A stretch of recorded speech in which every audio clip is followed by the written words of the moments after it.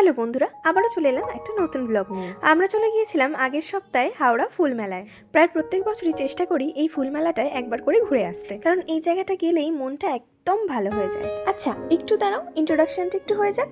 Hello, আমি হলাম মেঘা, তোমরা দেখছো মেঘদি ব্লগস। আশা করি এতদিনে আমায় তোমরা চিনেই গেছো।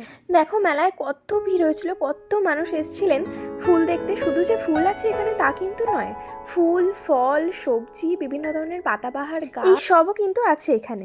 এই গোলাপ ফুলগুলো দেখো, এত সুন্দরভাবে ফুটে আছে। একটা গাছে কত কত করে গোলাপ হয়েছে, আর কি রঙের গোলাপ নেই, রং বেরঙের গোলাপ ফুলে ভর্তি। এবারে একটু দেখে নাও বনসাইয়ের সেকশনটা।